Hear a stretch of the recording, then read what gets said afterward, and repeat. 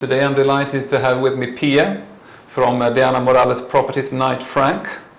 Correct. Yeah, nice to have you here. Thank you. We're going to talk today about a trend that's been ongoing for a while now, and that is the trend of relocation, or should we call them the multinationals? I'm not sure yet, but it's definitely something that it's happening in Marbella and Costa del Sol.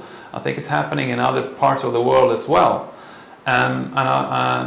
Hopefully we can have an interesting conversation about that trend and what it means for our businesses from the agency point of view and from the lawyer's point of view as well. And first of all, to give some context to this conversation, Pia, for the people that doesn't know who we are and the company, can you give us a presentation, please? Of course. So our company has been here for over 35 years. My mother started the company in 1987. We've always been affiliated to international brands. So first it was Sotheby's, who we represented for 17 years, then Christie's for 10 years. And now we've been with Knight Frank since end of 2014. So it's going to be our 11th year soon. And we've always been dedicated more to the luxury end of the market. We're a small company. We've always wanted to stay that way, small and manageable, and just offer a very dedicated service to clients. So hopefully we'll be here for another at least 35 years. Yeah. I've been with the company 17 years now. Okay. So yeah. Fantastic. And so, of course, that means that the context is, for this conversation, of course, that you yourself and of course your mother for even longer time has been part of Marbella and the real estate market, and how that has evolved throughout the decades actually, and for yourself the last 17 years then. And now there is a trend, I say, and I think you're going to agree with me on this one, otherwise we have nothing to talk about. But it is a trend of relocation. We see that very clearly. We've seen it for a couple of years now. People are moving to this area, not only to buy a vacational home. So what are your impressions the last few years in this regard? Well, I think definitely since COVID there has been a definite change in the trend of clients that are coming to Marbella, whereas traditionally it was purely a second home market. COVID accelerated that change in terms of making people realize that actually it is possible to do a lot of remote working. A lot of companies adapted to that as well.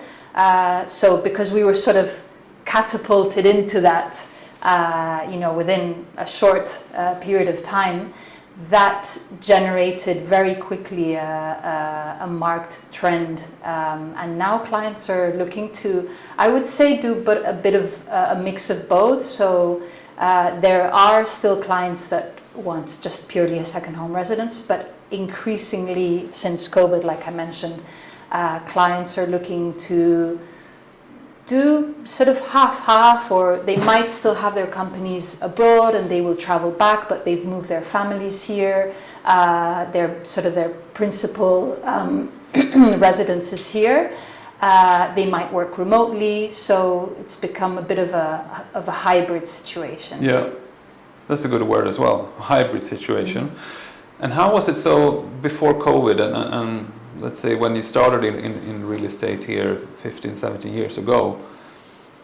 How many of your clients at that time or during the years did actually buy something to move or for retirement or semi-retirement? Traditionally, our company has the average age of our buyer, let's say, is over 60. That's come down in the last few years. But of course, we've usually dealt with clients that were buying their retirement home. Yeah. So moving here permanently, but because they were retiring. Whereas now we're seeing clients buying homes and they're at working age, so they will continue working for 10, 20 more years, so they're younger, but they are buying their primary residence here now. Yeah. And you were mentioning it a little bit, but I wanted to ask as well, from your perspective, we haven't done the stats exactly, and we haven't studied our clients maybe in so much detail, but I believe that we have maybe around 30% of our clients are either buying something to move to Marbella, or they're thinking about relocating maybe in a few years' time. So how would you say is the distribution right now in your office, your clients? Is it a 50-50 mix, or is it? I would say it's still predominantly second home, but definitely an increase in clients that want to relocate. If I had to go by numbers, I would say that right now it's probably 70-30, whereas before it was pretty much all second home. So yeah, definitely. And of course we know that there are reasons. You mentioned the new lifestyle, working remotely. That is definitely pushing the trend. We have seen unrest and war in Europe. We have seen other kinds of political situations, maybe forcing people to move as well, taking the decision to move from their home countries. That's part of it also. We have to admit that. But do you think that this is a short-term trend, or do you think that this is the part of the long-term trend? I think it will be a trend that's here to stay for the long run. So I think we will see increasingly clients adopting either full relocation or a hybrid relocation. Yeah. So I think we're definitely going down that path. Yeah. And what do you think is? I mean, what from your perspective, from talking to clients and your colleagues in the office, etc. This could be an obvious question, right? But I think it's interesting to hear what you say. Why are they moving? Why Marbella? Why this area? We can see the sun shining in from the window. Yes. That's clear. Anything else? That's a big one. That's a big one. That's a very, very important one. We might always say it can get repetitive, of course, but it is one of the determining factors, really. I think, we're very lucky here because of the weather, because of the international and cosmopolitan feel that we have in Marbella, the international schools that we have. And then, it's a place that I think if you don't speak the language, you can pretty much get by without learning it, at least for a number of years. I know, sadly, enough about that. Just with the basics. So that it's quite comfortable in that respect. And then I think because it's so well connected as well to most European cities, again this gets very repetitive. We know what Marbella has to offer, but it's very practical. It is true, and it's hard for us to see, for me, any real competitor in Europe in that regard, with of course the lifestyle, the climate, the logistics, the connectedness, that you can connect easily with the rest of Europe and now America as well, and Middle East and so on. But we will see. Long trend, you say. I think I agree on that one. Okay, so I would like to know, it would be interesting to know how this trend has changed, or if it has changed, your philosophy or working with clients. Has it somehow? It has, in the sense of that we're now not just limiting ourselves to advising clients on their property purchases, but we need to have a comprehensive range of information that we can offer clients with regards to schooling, to the community, healthcare. So it becomes much more comprehensive in that respect. So it has made us have to be able to talk about all those different areas, or at least point people in the right direction. Yeah. So that there is almost a lifestyle advisors. They ask more of their broker now. Yes. These clients. Exactly. Yeah. Than in the past, perhaps. Yes. I see that. Yeah. Well, and I can agree with that a lot, and I think from our point of view, we see that in different aspects of what we do and how we do it. So first of all, it has affected which services we provide to our clients. So I think I mean, we have only been around officially so soon 5 years. Of course, my colleague, my partners for longer than that, but this law firm has only been around for 4.5 years, so we're definitely part of this trend. So what we see is that the clients now, they ask for more. Maybe usually a real estate lawyer in Marbella, they took care of the conveyancing of the property, and maybe not more than that. Now clients are asking much more. They of course because they are investors here. They want to have a legal structure for their business. They want to be advised in corporate law, in urban law, if they're going to develop properties here. Individuals, they are looking for assistance when it comes to immigration, their individual taxes, etc. So that we have changed the services, in, so to speak, which services we provide. But also secondly, as you think have recognized as well, is the long-term relationship with the client, because they are not only buying something, maybe in 20 years time, they're going to sell their property and then they're going to call us again if they remember who the lawyer was. So we need to nurture our relationship with our client more specifically, communicate with them, of course, as well. Yeah. So I think that is something that I see only from our perspective here. I don't know if this is something you can relate to. Yes, definitely. Relationships with clients now they don't just stop at the property transaction. At least it's a philosophy of our company. It always has been to build long-term relationships, because like you said, the client buys a property today, sells it tomorrow, but there's family coming who also have property needs, buying, renting. Then we've had cases of the next generation also dealing with their property needs as well. So, and especially my mother, who's been around for such a long time, and then I've seen it as well, that maybe she was dealing with the parents and now I'm dealing with the kids. Yeah. But they do have that connection with us that goes on for a long time, a number of years. But because that was part of your DNA from the beginning with your mother 35 years ago. We had actually a long we prepared for this recording a few weeks ago for a long time, and where I had the pleasure to talk about the history of your company and your mother's influences, etc.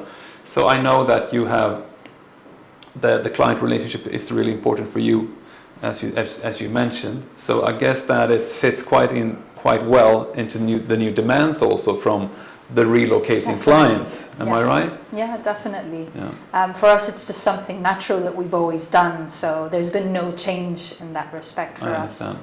So that leads me to the next question, and an important one. And this is something that I know that people are talking about on the market.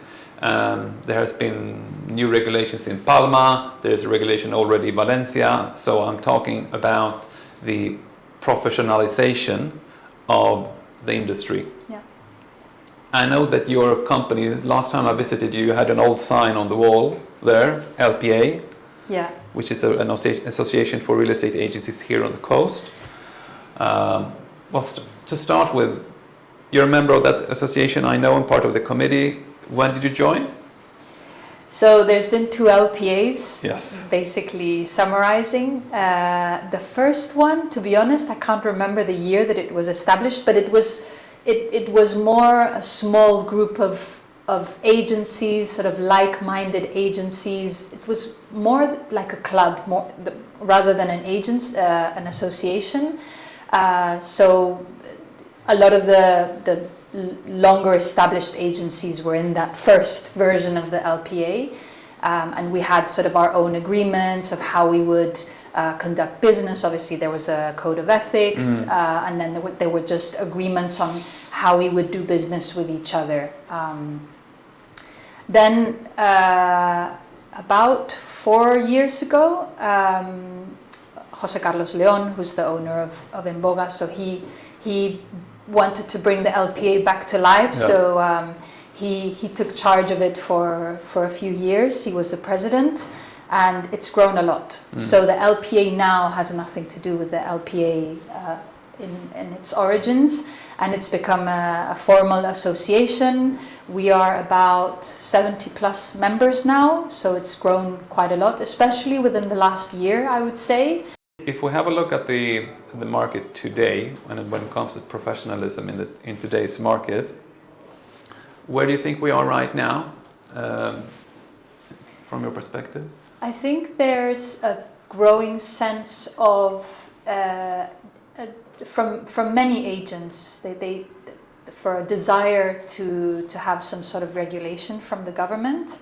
I think we're all sort of a little bit tired now of this being kind of free for all. There's no regulation, and there are a lot of agents here. And when times are good, there's many more agents. And obviously, when the market goes into a downward cycle, then a lot of them disappear. But in the meantime, the reality is that Marbella has been growing over the years. There are more and more agents here. So there is definitely a growing desire for some sort of regulation from the government. Not just the self-regulating body with associations coming up, which obviously helps, and it's taking the steps in that direction. But we need some help from the regional government. Yeah. So to summarize, what customers should expect as a minimum. I would say that it's education, that agents are educated. Then of course a conversation can be for how many hours, and should that be a university degree or not, etc. But some kind of education at least. An ethical code, minimum ethical standards. And thirdly, accountability, that you're actually accountable for your actions towards your clients and other people on the market as well. Definitely. All right then. Let's finish that part and finish off the whole conversation perhaps with an outlook to the future. Talking about the relocating clients, the hybrid clients, hybrid living clients, demand on the market when it comes to professionalization and regulation, etc. Where are we in 5 years from now, do you think? Where are we in 10 years, Marbella?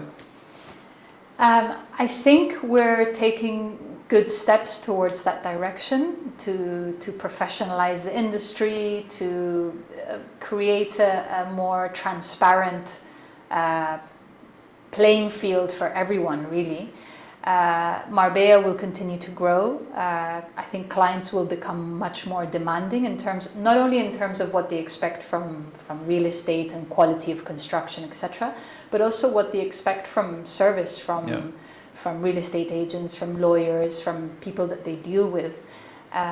So we all have to provide more comprehensive services, like we've said before, not just limit ourselves, in your case, to just the legal arena, or myself to the real estate field. We need to be able to advise a little bit in other fields, because we become, like you said before, in a way, a bit of lifestyle advisors. So I think we're moving towards that direction, and definitely with regards to professionalizing the industry, at least from the LPA Association and a lot of real estate companies in Marbella. I hope that that's the path that we will continue, with help from the regional government. Well, I hope and think so too. And I think we have always been, and you and your mother for a long time, have been welcoming clients to this beautiful lifestyle, to this beautiful climate. And but I would also like to welcome clients here, and making sure that they can feel that they are being well taken care of, as well as being well taken care of with the beaches and the mountains and the sunshine, but in every aspect. And I think that that's going to be crucial for the relocation trend, at least, because I believe that for a couple of years, yes, of course, people will move here, but if it doesn't work, if the society and the infrastructure here, and I'm talking about the services actually, if these kind of clientele doesn't feel that is provided to them, and it doesn't meet their expectations, it can go the other way. But let's hope not, and let's think not. I don't think so. Exactly. No, they're definitely, in terms of infrastructure,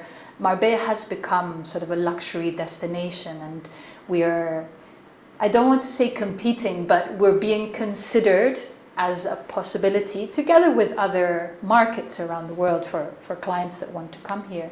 And definitely, like you say, the issue with the infrastructure here has to develop at the same rhythm as the city is growing, because it has been growing a lot. And I think for people that have been living here for a very long time, we've very quickly seen a lot of new issues aggravate or pop up, you know, traffic, issues with garbage pickup, the beaches, which sometimes aren't very clean. So, you know, at least the town hall, in whatever it can, I know sometimes their hands are a little bit tied because it's not really up to them and it's more the regional government. But they really have to step up their game in terms of ensuring the infrastructure is up to the level expected for people that live here and people that are coming here to live. Yeah. Step up the game. I think that's a nice point to finish on. Let's step up the game together. Right? Thanks a lot, Pia. Thank you very much. Lovely to have you over. Thank you. Right.